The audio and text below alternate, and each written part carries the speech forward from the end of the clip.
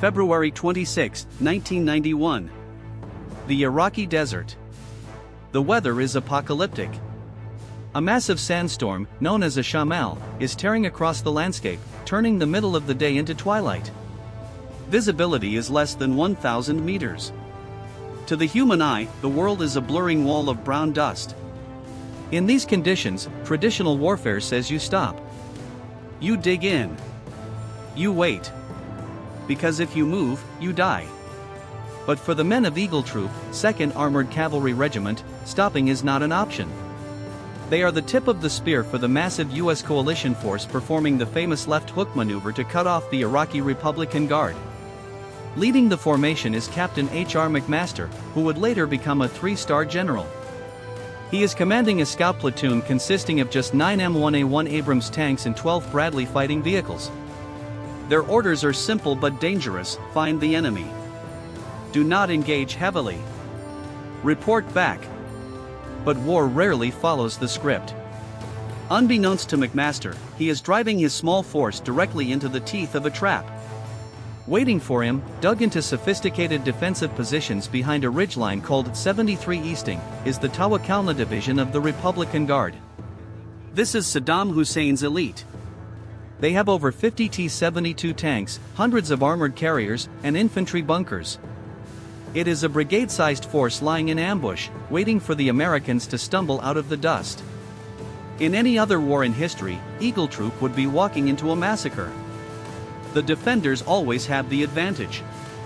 But this is 1991, and the rules of the game have changed. The Iraqis are sitting in their Soviet-made T-72s, scanning the horizon with optical sights. They are looking for shapes in the dust. They see nothing. They are blind. Inside the American M1A1 Abrams, it is a different universe. The gunners aren't looking through glass, they are looking through TIS, thermal imaging systems. The thermal sights cut through the sandstorm, the rain, and the darkness as if they aren't even there. To the American gunners, the desert doesn't look brown, it looks green and black. And anything that generates heat, like a tank engine or a human body, glows bright white. It is a technological unfair advantage that borders on magic. As Eagle Troop pushes forward, cresting a small rise in the terrain, the impossible happens. Suddenly, the thermal screens inside the 9 lead tanks light up like a Christmas tree. There, directly in front of them, is an entire city of enemy steel. They have stumbled upon the main defensive line of the Republican Guard. The range is point-blank, less than 1,500 meters. Captain McMaster has a split-second decision to make. If he stops to report, his stationary tanks will be targeted. If he retreats, he exposes his rear armor. The tactical manual says a scout unit should never engage a superior force. McMaster throws the manual out the window. He keys the radio and gives a command that will go down in armored warfare history: action front. Fire at will. The 9 American tanks are about to take on an entire army. The first round left the barrel of Captain McMaster's tank at 3,500 miles per hour. It was a sabot round, a dart of depleted uranium roughly the size of a baguette, but denser than lead. It crossed the distance to the lead Iraqi T-72 in less than a second. The impact was gruesome. The Iraqi tank didn't just catch fire, the sheer kinetic energy of the hit caused the ammunition inside to detonate instantly. The 15-ton turret of the T-72 was ripped from the hull and tossed into the air like a toy frisbee. This is known in tank warfare as the jack-in-the-box effect. Before the turret even hit the ground, McMaster's gunner had already identified the next target. Gunner, sabot, tank. Identified. Fire. On the way.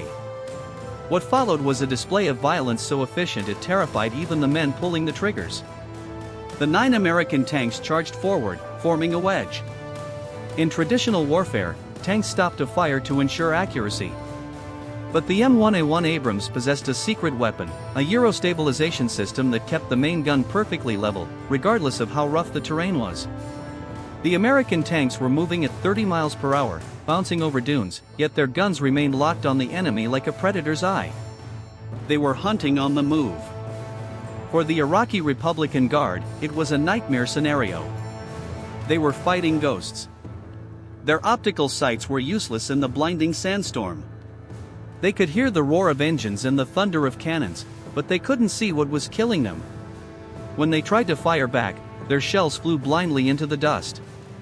Meanwhile, the Americans were picking them off with surgical precision using thermal sights. The silver bullets, the American nickname for the DU rounds, sliced through the thickest armor of the T-72s as if it were cardboard. Eagle Troop drove straight through the enemy minefield. They didn't stop. They didn't flank. They went right up the middle. It was a blitzkrieg of pure aggression. The American loaders, human machines sweating inside the hulls, were reloading the main guns in under 4 seconds. Boom. Reload. Boom. Reload. To the left and right of the American column, Iraqi tanks and BMP personnel carriers were exploding in balls of fire. At one point, the fighting was so close that the Americans were using their machine guns to cut down Iraqi infantry who were trying to fire RPGs from barely 50 meters away. It was chaotic, loud, and brutal. But the outcome was mathematically inevitable. The T-72s, the pride of the Soviet export market, were completely outclassed. Their shells bounced off the Chabam armor of the Abrams, while the Abrams' return fire evaporated them. In just 23 minutes, the intensity of the firing began to die down. Not because the Americans were retreating, but because they had run out of targets. Captain McMaster called a halt to check the line. The dust began to settle slightly, illuminated by the hundreds of burning wrecks that littered the desert floor. The horizon looked like a scene from hell, a graveyard of burning steel stretching as far as the thermal sights could see. The numbers that came back over the radio were staggering. In less time than it takes to watch a sitcom episode, these 9 tanks and their supporting Bradleys had destroyed 28 tanks, 16 armored personnel carriers, and 30 trucks. An entire brigade of the Republican Guard had effectively ceased to exist.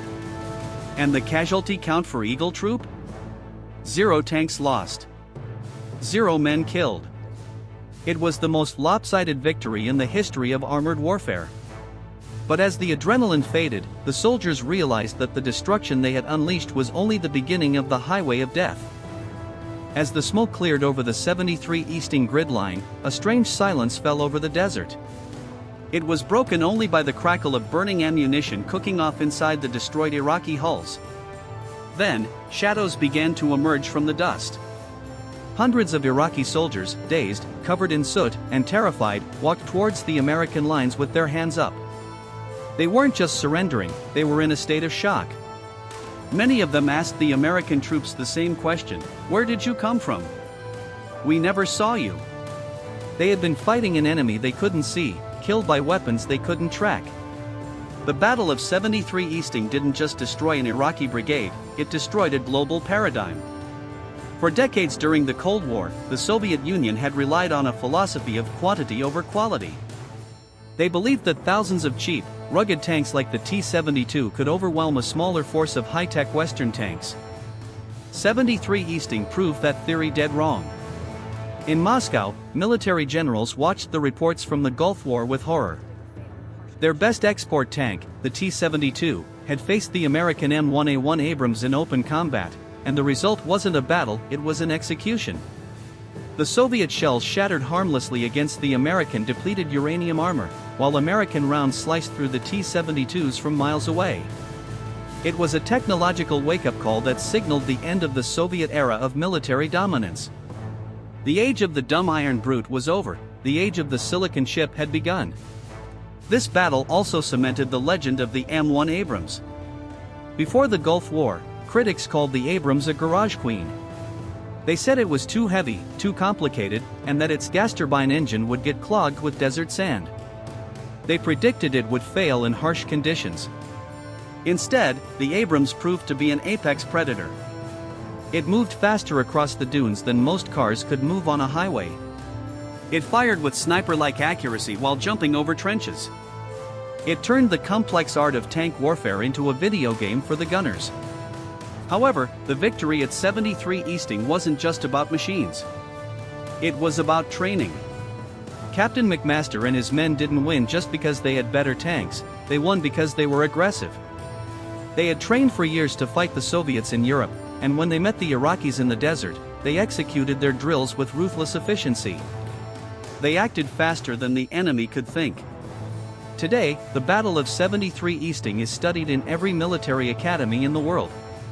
It is considered the masterpiece of modern armored warfare, a perfect storm of technology, leadership, and firepower. It remains the only time in history that a small scout troop annihilated a division-sized armored force in less than half an hour without suffering a single casualty.